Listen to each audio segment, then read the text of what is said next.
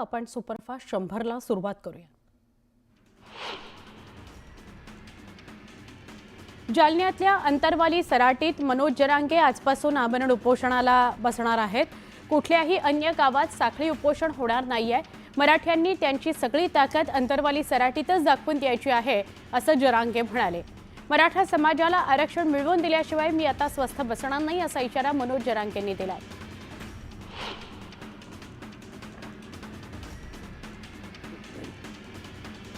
जयंत पाटलांनी सगळं विसरून आगामी निवडणुकीच्या तोंडावर सांगली जिल्ह्यातील विस्कटलेली राजकारणाची घडी पुन्हा एकत्र बांधावी असं आवाहन भाजपतून निलंबित केलेले जतचे माजी आमदार विलासराव जगताप यांनी केले।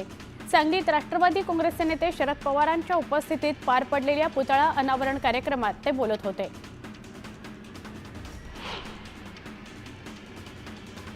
उपमुख्यमंत्री एकनाथ शिंदे हे आज जालन्यात येत आहेत। विधानसभा निवडणुकीत महायुतीला मिळालेल्या यशानंतर एकनाथ शिंदेंकडून आभार मेळावे घेण्यात येणार आहेत। विधानसभा निवडणुकीत मतदारांनी भरघोस मतदान करून दिलेल्या यशाबद्दल आभार मानण्याकरता जालन्याचा दौरा शिंदे करणार आहेत।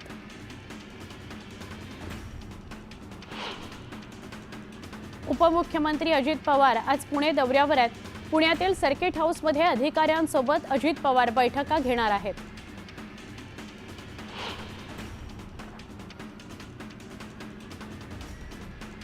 आमदार अमोल जावळे यांचा रावेर मतदारसंघात संवाद दौरा सुरू आहे। या दौऱ्याच्या निमित्तानं दोधा गावात टिफिन बैठकीचं आयोजन करण्यात आलं होतं। या बैठकीत आमदार जावळे यांनी गावकरी पदाधिकारी कार्यकर्ते आणि तरुणांसोबत मनमोकळा संवाद साधला।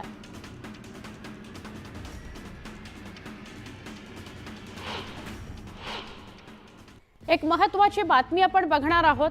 ही बातमी आहे मुंबई जवळचं उपनगर कल्याणमधून। कल्याणमध्ये 5 बांगलादेशींना अटक करण्यात आलेली आहे। बेकायदेशीरपणे राहत असल्यानं कारवाई झालेली आहे। सगळ्या आरोपींची कसून चौकशी सुरू आहे। बांगलादेशींना मदत करणाऱ्यांचा शोध सध्या घेतला जातोय। कल्याण परिसरात बांगलादेशी नागरिकांवर पोलिसांची नजर होती। मोठी कारवाई करण्यात आली। 5 जणांना अटक करण्यात आली।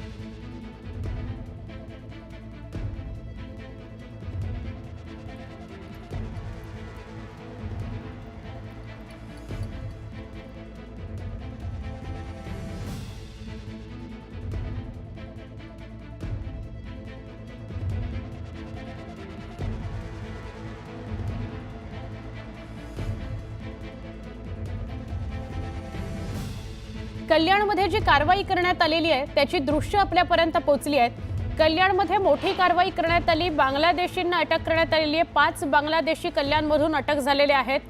महाराष्ट्रभरात बांगलादेशी जे अनधिकृतपणे राहत आहेत त्यांच्या विरोधात कारवाईला सुरुवात झालेली आहे आणि कल्याणमध्ये तशी कारवाई समोर आली। बेकायदेशीरपणे राहत होते बांगलादेशी। 5 बांगलादेशींना ताब्यात घेण्यात आले आणि त्यांची चौकशी आता सुरू आहे।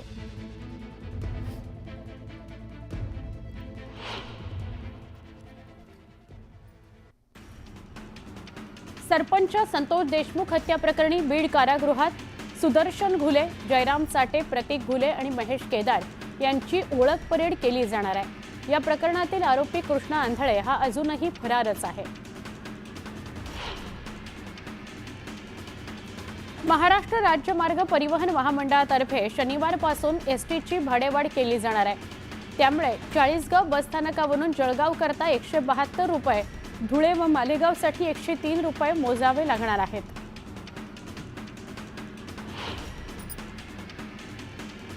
मध्य रेल्वेवर आज आणि उद्या रात्रकालीन ब्लॉक घेण्यात येणार आहे। कर्नाक उड्डाण पुलाच्या कामाकरता सीएसएमटी ते भायखळा आणि सीएसएमटी ते वडाळा लोकल सेवा बंद राहणार आहे।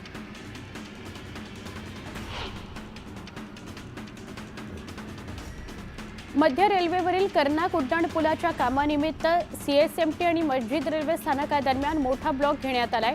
त्यामुळे कोकण रेल्वेचं वेळापत्रक कोलमडलेलं आहे। वंदे भारत जनशताब्दीसह तेजस एक्सप्रेस विलंबानं धावणार आहे।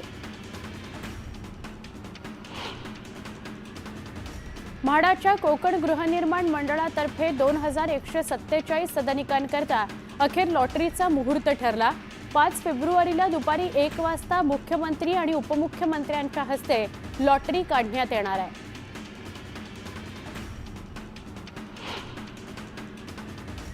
गोरेगाव आणि मालाडमध्ये आज पाणीपुरवठा बंद असणार आहे. देखभाल दुरुस्तीच्या कामासाठी पाणीपुरवठा बंद करण्यात आलाय. त्यामुळे नागरिकांना पाणी जपून वापरण्याचं आवाहन करण्यात आलंय.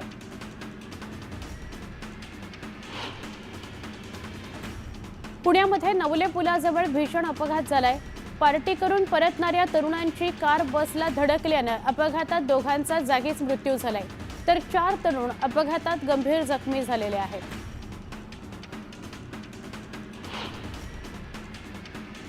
ज्येष्ठ न्यायमूर्ती, साहित्यिक आणि विचारवंत नरेंद्र चपळगावकर यांचं पहाटे निधन झालं. वयाच्या 88व्या वर्षी त्यांनी अखेरचा श्वास घेतला.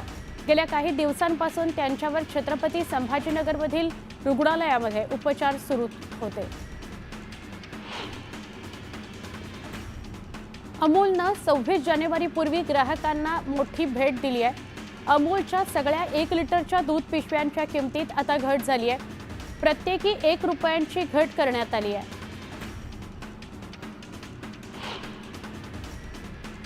सततच्या ढगाळ वातावरणामुळे किडीचा प्रादुर्भाव झाल्यानं भंडारा जिल्ह्यात फुलकोबीचं प्रचंड नुकसान झालं. दरम्यान बाजारपेठेत आवक वाढल्यानं फुलकोबीचे दरही कोसळले. त्यामुळे स्थानिक शेतकरी दुहेरी संकटात सापडलाय.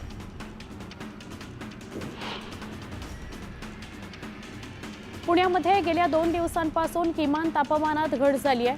थंडी गायब झाल्यानं तापमानात वाढ होण्याची शक्यता हवामान विभागानं वर्तवली आहे. मात्र या बदलत्या वातावरणाचा नागरिकांच्या आरोग्यावर परिणाम होताना दिसतोय. पश्चिम रेल्वेच्या मुंबई सेंट्रल विभागाच्या वाणगाव डहाणू रोड रेल्वे स्थानकांदरम्यान उड्डाणपुलाच्या पायाभूत कामानिमित्त ब्लॉक घेण्यात येणार आहे. या ब्लॉकमुळे पश्चिम रेल्वेवरील काही रेल्वे गाड्या रद्द करण्यात येणार आहेत.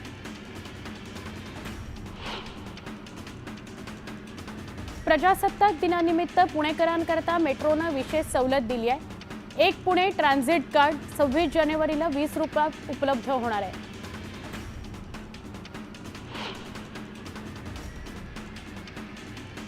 सात फेब्रुवारीपर्यंत पुण्याच्या ग्रामीण भागात प्रतिबंधात्मक आदेश लागू करण्यात आले.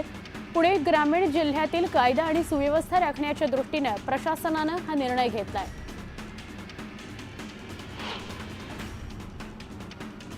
पदव्युत्तर वैद्यकीय अभ्यासक्रमाच्या पात्रता निकषामध्ये बदल करण्यात आले. त्यानंतर राज्य सामायिक प्रवेश परीक्षा कक्षानं 3ऱ्या फेरीकरता नवं वेळापत्रक जाहीर केलंय. विद्यार्थ्यांना आता ऑनलाईन नोंदणी करण्याकरता दिलेली अंतिम मुदत 28 जानेवारीपर्यंत वाढवण्यात आली आहे. त्यामुळे विद्यार्थ्यांना आता प्रवेश शुल्क आणि आवश्यक कागदपत्र संकेतस्थळावर भरून ऑनलाईन नोंदणी करता येणार आहे. आमदार अमोल जावळे यांनी यावल तहसील कार्यालय आणि पंचायत समितीमध्ये जाऊन झाडाझडती घेतली. तहसील कार्यालयात पुरवठा विभागातील गलथान कारभार तसंच पंचायत समितीमध्ये अनुपस्थित असलेले अधिकारी कर्मचारी याबाबत प्रशासनाला चांगलाच वेठीस धरला. 8 महिन्यांपूर्वी खून झालेल्या मुलाचा पुरलेला मृतदेह उकरून शासनानं स्वखर्चानं त्याच्या आईच्या घरी पोहोचवावा. अंत्ययात्रा न काढता प्रथेप्रमाणे अंत्यसंस्कार करावेत असा आदेश मुंबई उच्च न्यायालयाच्या औरंगाबाद खंडपीठानं दिला आहे. जिल्हा बँकेच्या कारभारावर होत असलेले आरोप आणि घोटाळे लक्षात घेता बँकेनं आता व्हिसल ब्लोअर धोरण सुरू केलंय.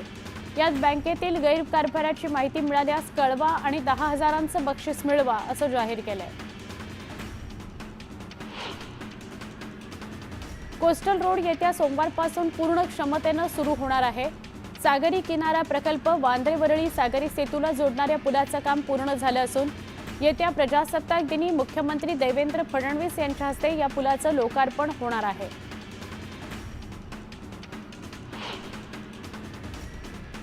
महावितरणनं 50 ते 60 रुपयांनी वीज बिल कमी करण्याचा प्रस्ताव राज्य वीज नियामक आयोगाकडे दिलाय. त्यामुळे वीज ग्राहकांना मोठा दिलासा मिळण्याची शक्यता आहे. छत्रपती संभाजीनगरातील शहर बस सेवेला 7 वर्ष पूर्ण झाली आहेत. दरम्यान 7 वर्षात बस सेवेला 34 कोटींचा तोटा झाल्याची माहिती समोर आली आहे. शहराच्या बस ताफ्यात पुढील काळात आणखी 136 बसेस दाखल होणार आहेत. मोबाईल रिचार्जचे वाढलेले दर, नेटवर्कची समस्या यामुळे देशात 17,68,000 नागरिकांनी मोबाईल नंबर बंद केलेत. त्यात महाराष्ट्रातील 7,25,000 लोकांनी नंबर बंद केलाय, अशी माहिती ट्रायच्या आकडेवारीतून समोर आली आहे. पुणे शहराच्या एंट्री पॉइंट्सवर महापालिका अत्याधुनिक वातानुकूलित 7 VIP स्वच्छतागृह उभारणार आहे. एक स्वच्छतागृह ज्यासाठी साधारण 50 लाख रुपयांचा खर्च येणार आहे.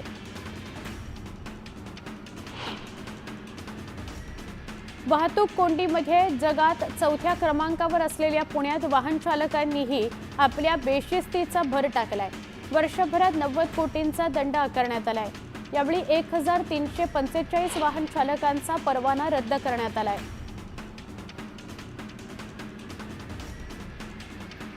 प्रत्येक जिल्ह्याच्या जिल्हाधिकारी कार्यालयात मुख्यमंत्री सहाय्यता निधी कक्ष सुरू करण्याचा निर्णय राज्य सरकारने घेतलाय. रुग्णांना स्वतःच्या जिल्ह्यातच तात्काळ वैद्यकीय मदत मिळावी यासाठी हा निर्णय घेण्यात आलाय. कचरा दिसताच छायाचित्र काढा आणि तक्रार करा असं आवाहन खासदार पियुष गोयल यांनी नागरिकांना केलं. जिथे कचरा दिसेल तिथली छायाचित्र काढून महापालिकेला पाठवा. त्यावर कारवाई झाली नाही तर भाजप कार्यालयात तक्रार करा असं आवाहन पियुष गोयल यांनी केलं आहे. ठाणे शहरात बांधकाम सुरू असताना हवा प्रदूषण रोखण्याकरता महापालिकेनं विकासकांना नियम आखून दिलेत. या नियमांचं उल्लंघन करणाऱ्या 7 विकासकांना काम थांबवण्याचे आदेश महापालिकेच्या शहर विकास विभागाकडून देण्यात आले.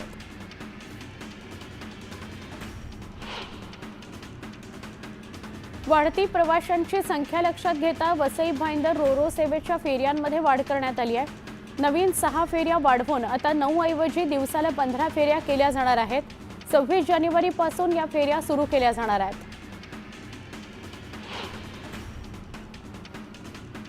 मुंबई पुणे द्रुतगती महामार्गावर येत्या आठवड्यात पुन्हा वाहतूक ब्लॉक घेण्यात येणार आहे.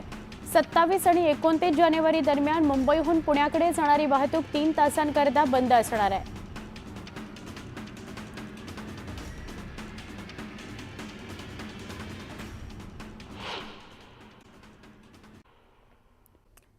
विद्यापीठ आणि वरिष्ठ महाविद्यालयात सहाय्यक प्राध्यापकांसाठी अनिवार्य असलेल्या सेट परीक्षेच्या तारखेत बदल करण्यात आलाय.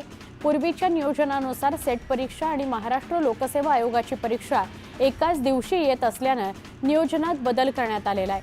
आता सेट परीक्षा 15 जून रोजी ऑफलाईन पद्धतीनं होणार आहे.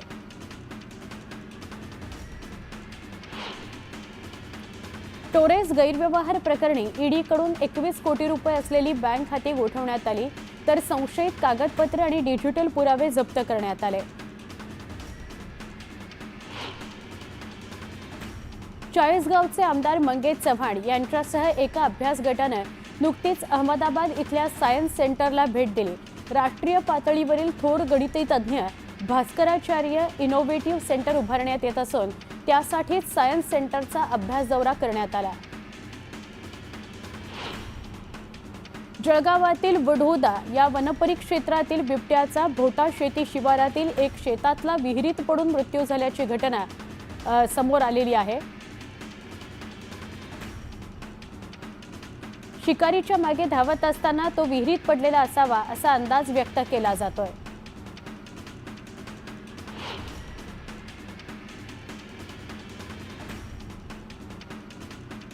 सोन्याच्या दरात सलग 8व्या दिवशी दरवाढ झाली आहे. 200 रुपयाच्या दरवाढीसह दिल्लीत सोन्याचा दर 83,000 रुपये प्रति तोळ्यावर पोहोचला आहे.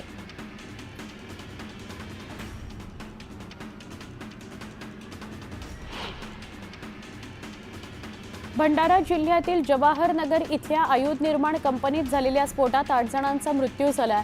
कंपनी अधिकाऱ्यावर गुन्हा दाखल करावा यासाठी ग्रामस्थांनी पोलीस स्टेशनवर ठिय्या आंदोलन केलं. छत्रपती संभाजीनगरमध्ये वाहन चोरीच्या उद्देशाने केलेल्या खुनाच्या गुन्ह्यातील आरोपी 24 तासात जेरबंद करण्यात आला. गणेश वसंत पवार, गणेश गजानन कुटे आणि ज्ञानेश्वर गणेश घायाळ अशी या आरोपींची नावं आहेत.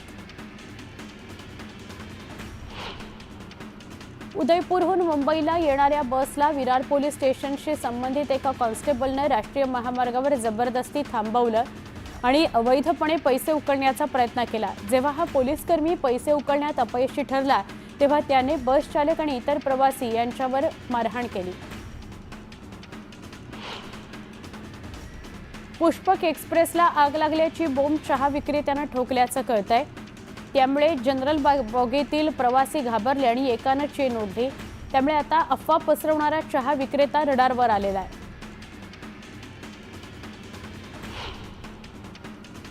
भंडाऱ्यात ऑर्डिनन्स फॅक्टरीत स्फोट झाला। स्फोटाचं कारण जाणून घेण्याकरता वेगवेगळ्या ठिकाणच्या तज्ज्ञांची टीम भंडाऱ्यात पोहोचली। ऑर्डिनन्स फॅक्टरीमध्ये झालेल्या भीषण स्फोटाने पुन्हा एकदा अतिसंवेदनशील ठिकाणी काम करणाऱ्यांच्या सुरक्षेचा मुद्दा उपस्थित झाला आहे। ऑर्डिनन्स फॅक्टरीसाठी जानेवारी महिना घातकच ठरत असल्याचं चित्र आहे। 27 जानेवारी 2024ला या फॅक्टरीत भीषण स्फोट झाला होता। त्यात एका कामगाराचा मृत्यू झाला होता। या घटनेच्या वर्षपूर्तीला 3 दिवस बाकी असतानाच LTP सेक्शनमध्ये झालेल्या भीषण स्फोटामुळे इथल्या कामगारांच्या सुरक्षेबाबत प्रश्नचिन्ह निर्माण झालंय। नागपुरात अवैधरित्या LPG सिलेंडर रिफिलिंग अड्ड्याचा भांडाफोड करण्यात आला। जिल्हा अन्न-पुरवठा विभागाने धडक कारवाई करत एकूण 33 सिलेंडर, 1 कार, 2 ऑटो असा 15 लाखांचा माल जप्त केलाय। या प्रकरणी 2 आरोपींविरोधात गुन्हा दाखल करून त्यांना अटक करण्यात आली आहे। धाराशिव तुळजापूर तालुक्यातील तामलवाडी परिसरामध्ये जिल्ह्यातील सगळ्यात मोठ्या MIDCची भूसंपादन प्रक्रिया पार पडते। मात्र याला शेतकऱ्यांकडून विरोध होतोय। परिसरातील पडीक जमीन असतानाही बागायती जमिनी घेतल्याचा आरोप करण्यात आला। अमरावतीच्या मोर्शी इथं एका 17 वर्षाच्या मुलावर अनैसर्गिक कृत्य करत त्याला अर्धनग्न अवस्थेत दगडाने ठेचून त्याची हत्या करण्यात आली। या प्रकरणी 20 वर्षाच्या आरोपीला पोलिसांनी अटक केली। पारनेर तालुक्यातील सुपा इथं पोलिसांनी कत्तलखान्यावर कारवाई केली आहे। यात 91 हजारांचा मुद्देमाल पोलिसांनी जप्त केलाय, तर दोघांना अटक करण्यात पोलिसांना यश आलेलं आहे। मुक्ताईनगर तालुक्यात कापसाला भाव नसल्याने शेतकऱ्यांचा कापूस 6 महिन्यांपासून घरात पडून आहे। त्यामुळे कापूस उत्पादक शेतकरी संकटात सापडलाय।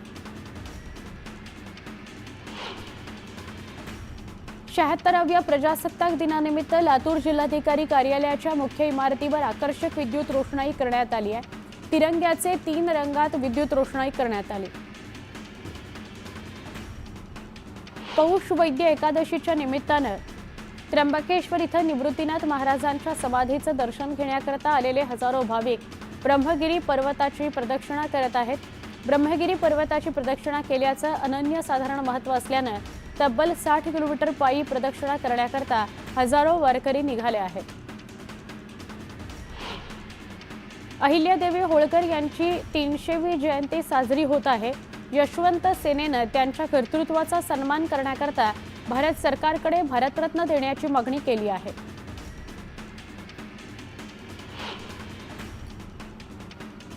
विश्वविजेत्या भारतीय खो-खो टीमचं अजित पवार यांनी अभिनंदन केलं। खो-खो टीमने अजितदादांची पुण्यामध्ये भेट घेतली।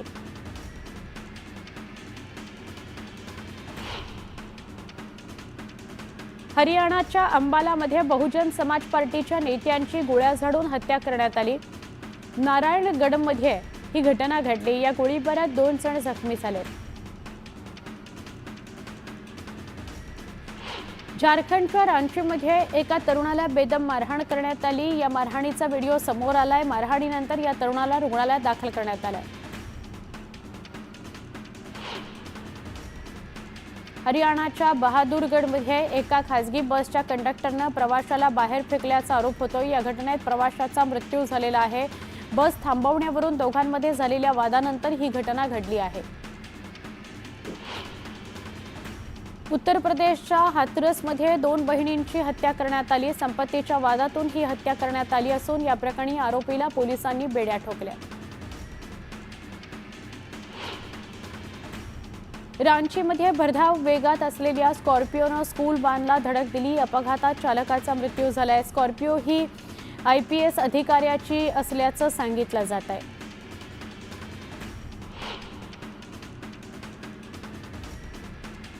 उत्तर प्रदेशच्या मेरठमध्ये 2 गटातील पूर्व वैमनस्यातून गोळीबार करण्यात आला। या घटनेत अनेक जण जखमी झालेले आहेत।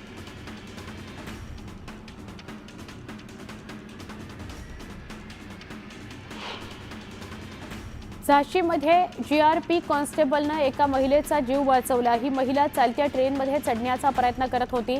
दरम्यान कॉन्स्टेबल अवरार अहमद यांनी महिलेला पाडण्यापासून वाचवले। अमेरिकेतील दक्षिण कॅलिफोर्नियामध्ये आग पसरली। सोसाट्याचा वारा असल्यानं आग विझवण्यात अडचणी येत आहेत। सॅन दिएगोची आग पसरल्यानं घरं देखील रिकामी करण्यात आली आहेत। आयसीसीकडून one day team of the इयरची घोषणा करण्यात आली आहे। वर्ष 2024 मध्ये एकदिवसीय क्रिकेटमध्ये सर्वोत्तम कामगिरी केलेल्या खेळाडूंचा समावेश या संघात करण्यात आलाय।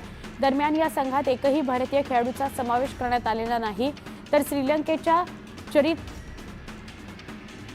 असलंकाला याला संघाचं कर्णधारपद देण्यात आलंय। भारत विरुद्ध इंग्लंड T20 मालिकेतील दुसरा सामना चेन्नईच्या एम.ए. चिदंबरम स्टेडियममध्ये रंगणार आहे। या सामन्यासाठी इंग्लंडकडून संघाची घोषणा करण्यात आली। गॅटकिन्सनच्या जागी ब्रायडन कास याला प्लेइंग 11 मध्ये स्थान देण्यात आलेलं आहे।